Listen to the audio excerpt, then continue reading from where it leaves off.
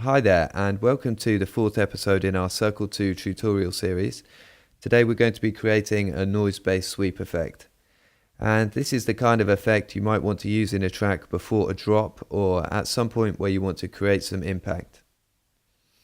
So first of all, we will initialize the patch by clicking New here. And then we want to turn this oscillator off. And for this sound, we just want one noise oscillator.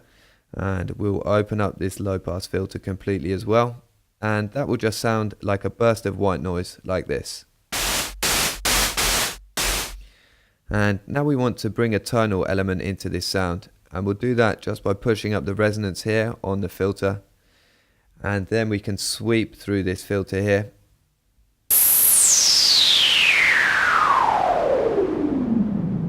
And you hear that we now have more of a tonal sound. Okay, so now going up to the amplitude envelope, just going to increase the sustain to max. And then now going to our second envelope here, we want to use this to sweep through the filter spectrum. So what we do is assign the envelope to control the filter cutoff here.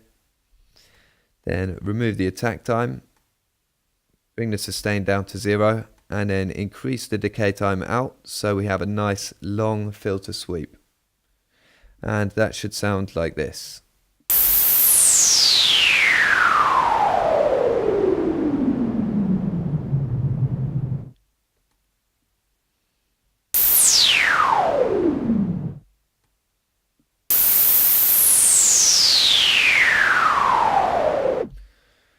Okay, now we're going to add some LFO modulation to this filter cutoff here.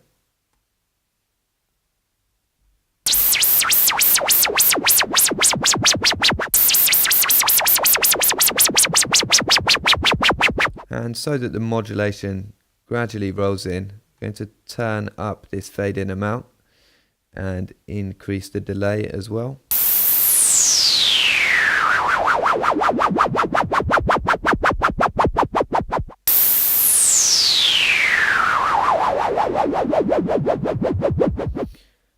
Okay, and then we're also going to assign this envelope to control the rate of the LFO.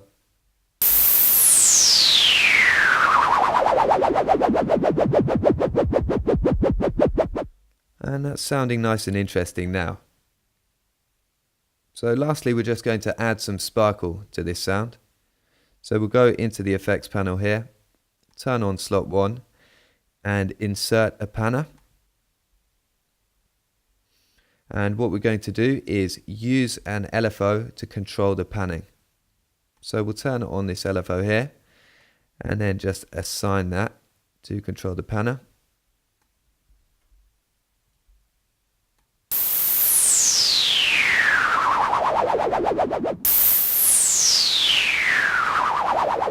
And we definitely want this to be quite subtle.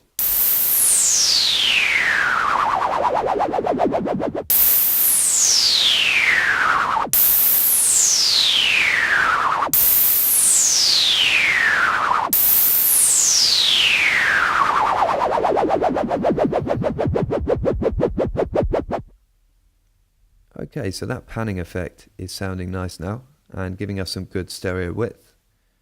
Now we're just going to put our sound in a space. So we'll turn on effect slot 2 and then insert a reverb.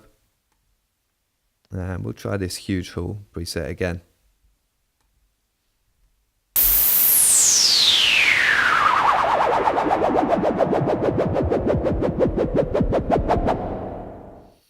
And that's sounding quite epic now with that reverb attached to it.